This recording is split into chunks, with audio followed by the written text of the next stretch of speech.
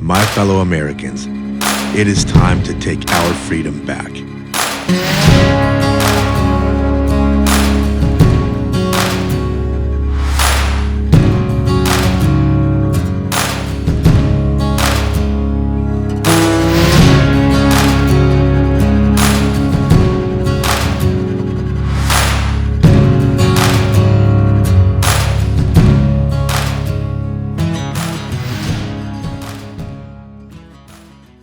How's it going, guys? What's going on?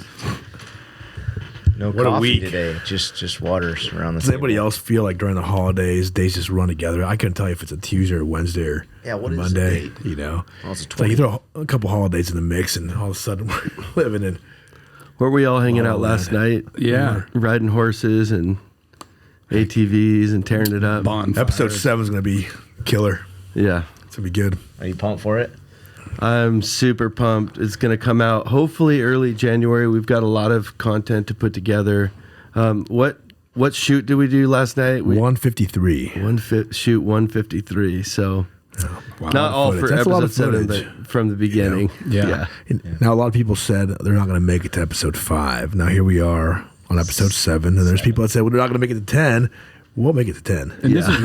is really episode 8 because we had a 6.5. You're right. You're right. So threw an extra one in there. A little I feel like bonus. content is growing. I feel like we have more content now to work with Well, the than tyranny keeps than we coming, did. so I guess we got Yeah. more time. And the victories that we're having too are Yeah, making for great content. Yeah. Yeah, it was interesting starting because a lot of the early conversations of the documentary were sort of in some way reminding people of where we were in 2020 and why they were frustrated and upset that our county was treated just like LA or San Francisco, and really we weren't facing the same issues that those counties were with when the lockdown started and all those things. You fast forward, 8 months into the docuseries, and things are just getting more and more crazy and wild from the government coming down, and so it's almost like, okay, we didn't have to remind people of 2020. We're just telling the story of what's happening right now. Yeah. Yeah, they're talking about I was hearing they're talking about the vaccine passport for domestic air travel now. Yeah. To start, they're hoping to push it out in January. So crazy. Wow. They're going to push every mandate they can come up with and try to control every aspect of everything that they can. And this thing ain't Out of never going to control. stop. I mean, this is all about totalitarianism. But one thing I wanted to say was, you know what? In the beginning of this whole thing, it seemed like a job. Yeah. And now it's like I'm having fun with It's fun. It's I don't fun. know if something's Well, I wrong think with everything me, kind but of becomes fun it's- when you start winning. When you realize that you're winning and you're making progress and you're going That's in true. the Winning direction is a that you lot want to go. It starts to become kind of fun, because it's like, man, we're on top here. And We had the political debate the other day, and we're going to talk about that. It was the opposite of boring. No, It was funny. The energy in the room people was were laughing. insane. The energy was awesome. So for those of you guys who don't know what we're talking about, we had a debate at the American Legion Hall in Cottonwood. Lee Fulton, the commander there, was nice enough to open his doors and let us do it there at his place, and it was awesome. I mean, What a great time. The night before, I didn't know whether there was going to be 10 people there or 100 people there, and we ended up with almost, I think, 250 people total. Yeah, the room that was showed up there. packed It was out. incredible. I just like the format with the massive table that Lani built right in the middle and crowd on So both sides. talk about that a little bit, Woody. Why don't you tell us about the format and how we were going to have a panel, but we decided on something else. The table was awesome, though, Lonnie. I mean, was. It was freaking. That was amazing. That was a beautiful That was thing. all Jeremy's vision, though, really. He sent Well, me the yeah, screen- but- he sent me the picture, and he's like, "Can you build this?" I said, "Yes." He was the thinker, and you were the doer. If you and build Danny it, helped they will with the come. welding. Whenever but- we need a table, we know who to call. Let's talk about the format a little bit. Why we Yeah. chose a round table and how we decided to do this. Well, we called it a debate, but really, to me, it was just like a job interview, right? And it was cool because we had the 6 panelists. It was Josh Watkins, me, Katie, Carlos, Lani, and John, and then the candidates from all the different districts were in another room, so they would only come out one at a time, and they they couldn't listen to the other guy's answers and use them. I thought that was a great idea. So they'd have to come in, sit down, and man, the big spotlights on them, a room full of people. The hot seats. It was by a hot themselves. seat. Yeah. And we asked them all the exact same questions. So it couldn't have been more fair. Yeah, so we decided to do something a little bit different, and for those of you guys watching, this is for the supervisor seats that are open, and we didn't focus on any one district. This was all the way across the board, right? So we had candidates there from District 1, District 2, and District 5. District 5. Yeah. Well, those are the three right. that are going to flip this year. Yeah, Between the recall one and by two recall elections. and two by just General they're election, giving up. Yeah, so District 2 is currently Modi's district, and they gathered enough signatures, the recall supporters gathered enough signatures in order to trigger a recall, which will take place, I believe, is it February 2nd? Yep. That was first. That could be It's wrong. February 1st or 2nd. Yeah, that's right. Um, First week. But that will, I don't know how long Modi will still be in office, but I think it's a pretty quick transition when it's a recall election, a special election. Now the gubernatorial election, so that's actually on the opposite cycle of the presidential election, February 1st. So the gubernatorial election will be the governor election, and that's in June. And that a couple of our supervisors are scheduled to be on that. That is Les Baugh and Joe Chimente, Districts 1 and 5. And they're both stepping down. Yeah, and both of them said, look, we're going to retire. It's been a great run. We're out of here. And so we right now have 3 seats to fill. And the amazing thing about it is that I think most of the time there's not a lot of public awareness of local elections. And oftentimes these elected officials go unopposed. They'll just put their name in the hat and they're the one because it's the only one on the ballot. So beyond the supervisors, we've got the county superintendent of schools, which is extremely important. And then we also have an election for the DA. There might be a couple more, but those are the ones we've been talking about as a group. But the thing about the debate is that we had a handful of people there. We had 6 candidates. We had a couple candidates that we invited and they weren't able to make it, including Modi. We wanted Modi to be able to come and answer the questions alongside everybody else. And he let us know the night before he wasn't able to make it. But the cool thing about it is that we're seeing people come out of nowhere who said, I saw faces I'd never seen before there, which was really cool. the from the crowd. Yeah. Yeah, and the candidates. Candidates come in saying, I would have never, ever thought in a million years I'd be running for this position. I own a business. This is what I do, blah, blah, blah. But after seeing what's unfolded this last year, I realized I needed to step up and run. We don't have good leadership What a in this great bunch county. of candidates. Yeah. Really a great bunch of guys, I mean, I was impressed, and the format of the questions I think was such that, it were kind of softball questions, nothing too difficult or outside of the box, but the way they answered it I thought was great. I thought they had a lot of stuff to say when they introduced themselves, and then they had a couple minutes at the end of the questions to be able to speak a little bit, and I think we have a lot of good guys to choose from, I was just really impressed too, like the participation on the candidate side to have, these candidates care. I mean, that's proof, right? Evidence right there. When their election is until June, they could have just shined, like forget you guys. Yeah, cute thing you're doing, but they weren't that way at all. Sure. They wanted to be there. They were prepared. You could tell. Yeah.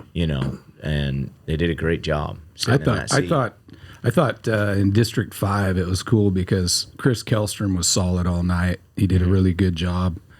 I mean, I knew he would do good, but he did even better than I thought he would. Yeah. And then Colt Roberts was, for a young guy, Colt's I thought Colt was great. 27 years old. He told me later, he goes, dude, I was boning up all day on the Constitution. I thought you guys were like going to give me a test right there, so I was ready, man. But he was super passionate, and it was fun to see. It's going to be great to see what the voters think too as this progresses. We still have a couple of months left, which isn't a lot of time, but it's enough time for them to expose who they are and for people to start asking the right questions. So, but yeah, Colt was great for a young guy. He came in there and he seemed a little bit nervous at first, but was awesome. When the spotlight was on him. You're right. I think Chris Kellstrom really stood out. I mean, he was outstanding that night. Yeah, and if you're for not sure. a public speaker and you just have this calling to suddenly run, which one of the candidates was, and then you're in front of 200 plus people in this panel, giant table, spotlight on you, cameras from every angle, it'd be like, you'd be sitting there sweating a little bit. Oh, he was definitely sweating. He was in the hot seat. Multiple were, I feel like, but and I thought Tim Garman did a great job, super composed, very just presented. And to be fair, we did hear from Tony Hayward that he had a family vacation that was planned ahead of time. That's why he wasn't there. So I know there was some rumors as to why he wasn't there and whatnot. But just to dispel all that, and I would love to give Tony a chance to come. Which district is he? Here, he's going to be running for Modi's for okay. District 1 or 2. Sorry. What I really liked was how quick people were to answer the questions, and it just showed me how genuine they were speaking from the heart. They didn't have to sit there and think about, well, how can I say this in a way that it seemed to me that people were answering the questions in a very genuine fashion, where it was just like really fast and speaking from the heart. And I thought that was awesome how great the candidates were in that way. And I think the format sort of lent itself to that, to that kind of discussion, which is great because I wasn't at the first debate. You were at the first debate, right? Yeah. And what I heard from you and other people was that they were all started kind of repeating each other after a while. So one guy would give an answer, everybody would be like, yeah, I agree with that. And then I would go, yeah, I agree with that, and that's kind of the way it went. This kind of made them have a little bit of an original thought. Well, these guys had a lot of original thoughts, but they were. What impressed me was you can tell over the last year a lot of people are way more informed than they were a couple of years ago because they were calling for some of the same things to happen. Hey, we need to have a forensic audit each department. They you could tell all of them had been engaged lately. That was pretty cool. Because when you ask about the one question was about the recent raises. I think that was your question. Sure. And they all were they all knew that have an idea of where that raises happen and how much their salaries are, so they could speak to that and where they stood regarding those salaries, which that was great. Yeah, District 1 at this point is kind of interesting because we've got this guy that came in out of nowhere, Kevin Cry. He owns the Ninja Coalition gym in Reading. And District 1 is Reading. It's actually, I believe, as far as the size of District 1, it's the smallest because it's the most condensed. Size-wise. Yeah, because it's the most people packed in there. It's City of Reading. So you've got, they split the districts up according to population. And so Reading is currently Joe Chimente's. And Kevin, I believe he will have somebody that will run against him. But right now, no one's officially put their name in the hat.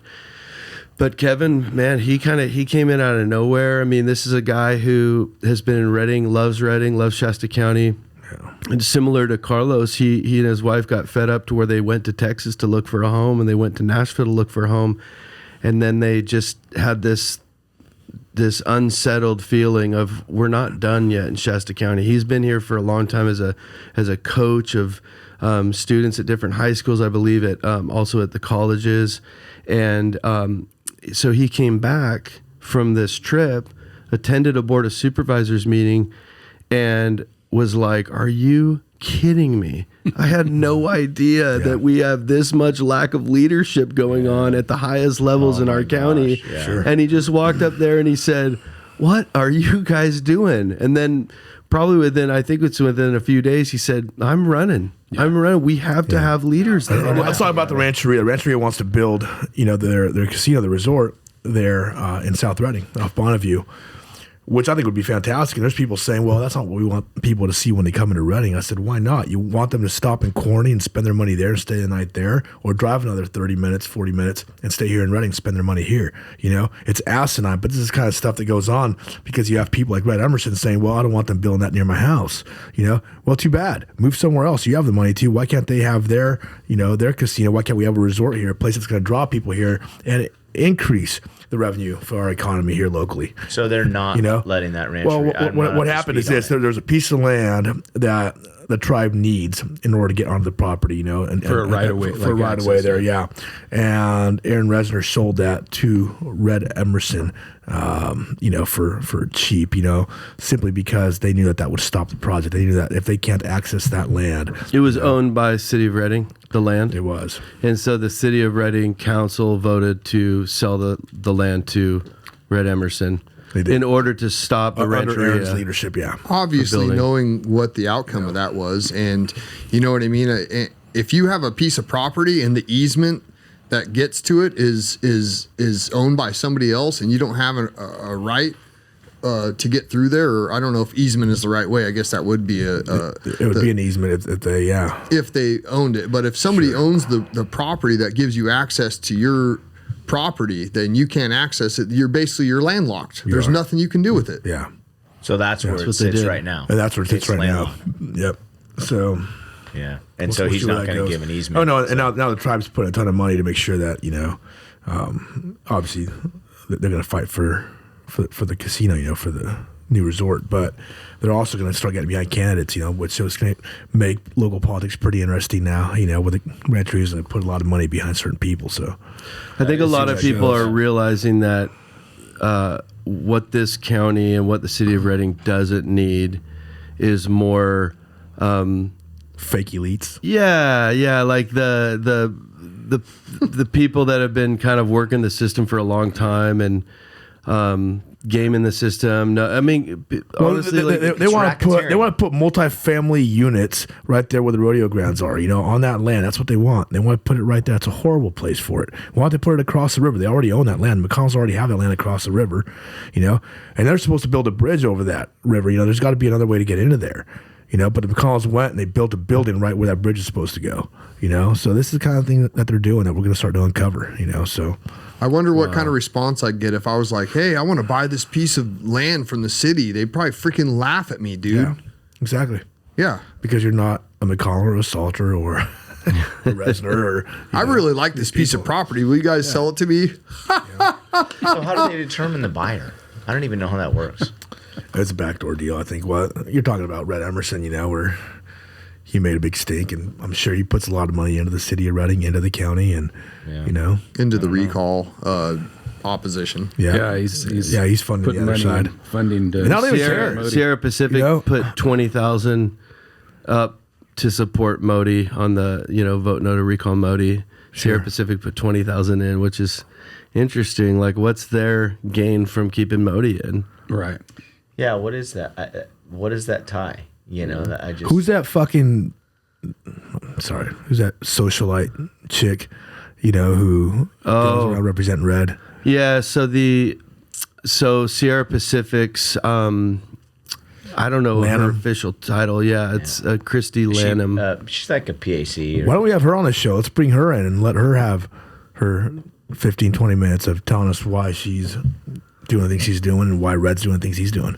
That'd be good. Yeah, It's interesting because there's an article, and I can't remember what publisher it was, but it's something like the New York Times or the LA Times or it's some big newspaper that's been around forever wrote an article about 20 years ago. I actually read it. Somebody told me about it, so I just searched one day and I found it. It's 2001, and it was basically beware when big wealthy philanthropy groups move into a county because they come in under the guise of philanthropy, but oftentimes There's no such thing, they, man. and Philanthropy. They used, it was interesting because they used McConnell's and Shasta County as the example of the story because McConnell's had just set up shop here, and they came into Shasta County with $100 million, and I believe their latest statements are right around $500 million.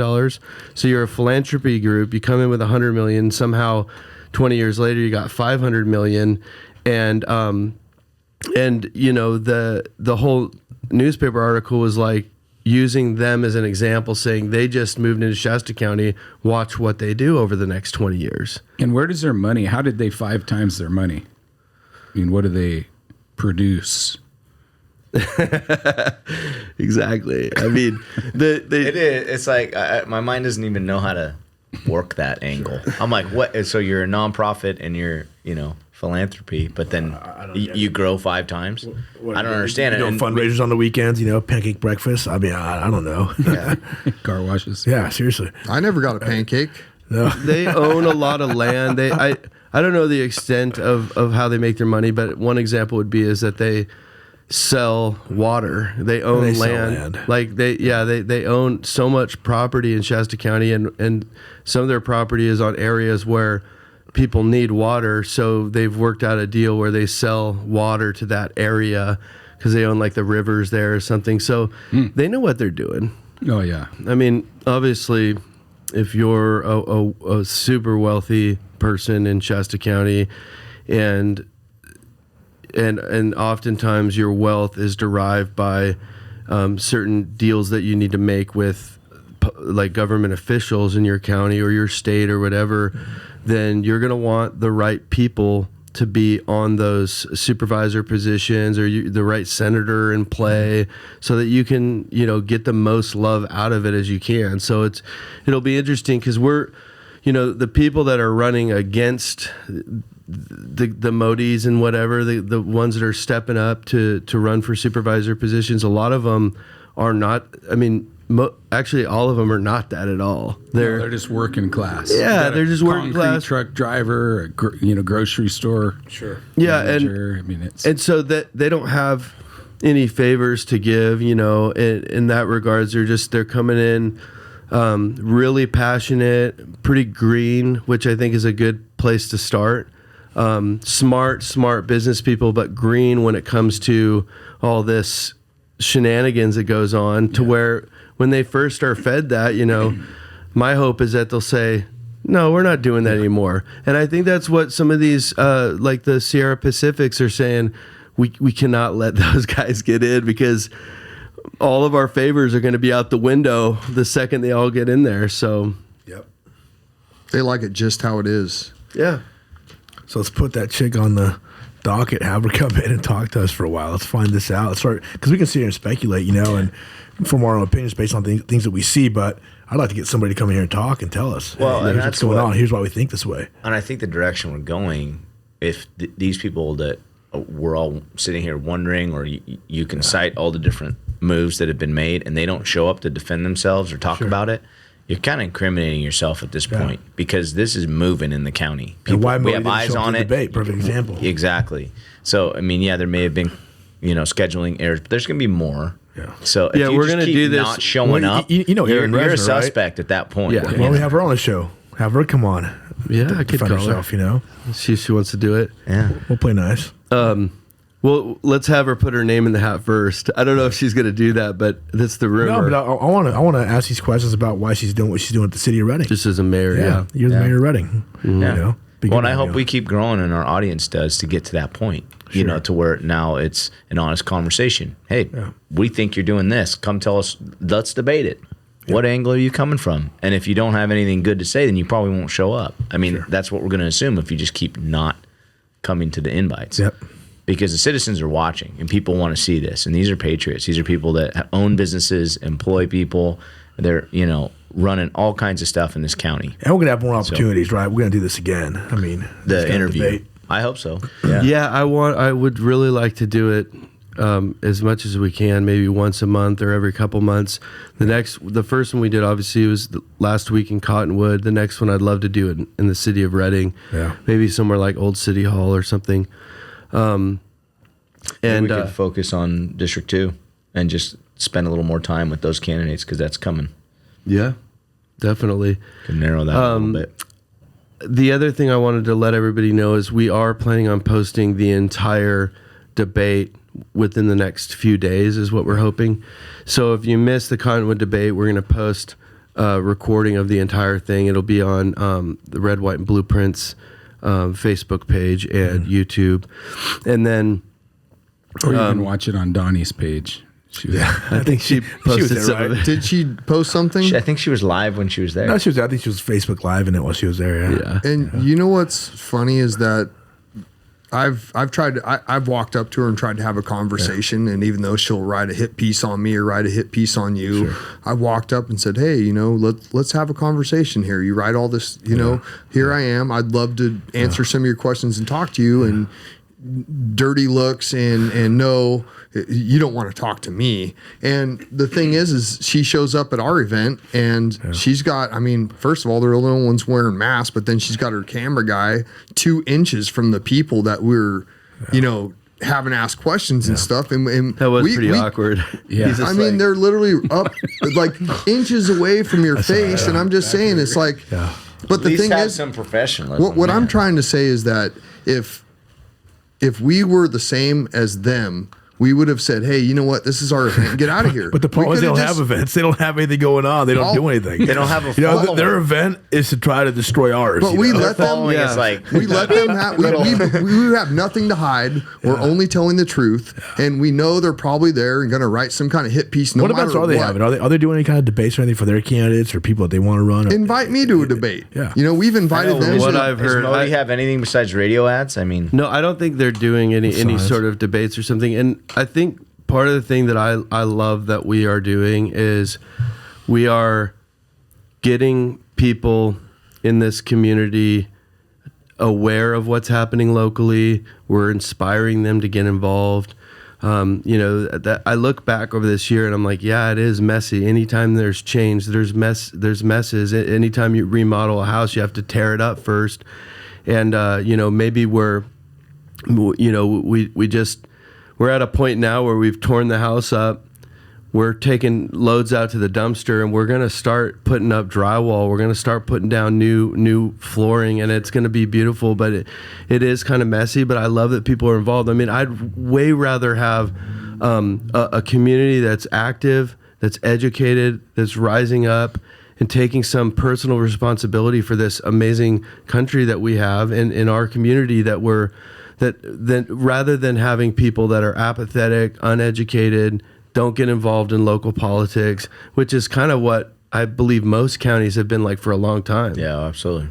Yeah, and it all starts with Modi, getting rid of him. And I was sitting there thinking the other night, I just wanted to say this. I know we're out of time on this one, but when I was looking at the 2 candidates between Dale Ball and Tim Garman the other night, I was thinking, man, I could live with either one of these guys over Leonard Modi. I'll tell you that. You know what I mean? 100%. Dale had a a good handle on a lot of the issues. He's probably one of the most educated on. He's done this before. He's done his homework for sure. Yeah. Yeah, and he's been. Yeah, he ran before and almost unseated Modi already. He did. And then he, has been involved in the community. He did a good job. He has a lot to say. Yeah.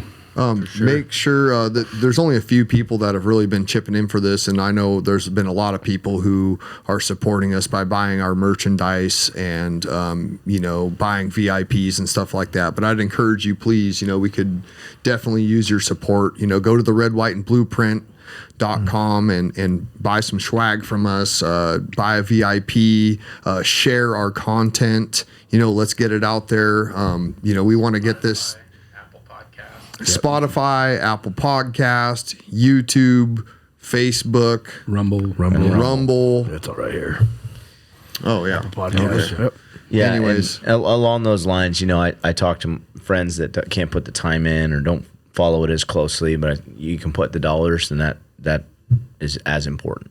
Yeah. There's the people sitting at this table, and there's the people that are putting in the money on the back end too. And all of us put our money in too, but and I want to thank everybody that showed up to our events and bought swag and supported us in the past. We really appreciate it, and we wouldn't be here without your support. Yeah, Absolutely. Yep. All right, guys. Thank you. Thank you. Thanks, everybody.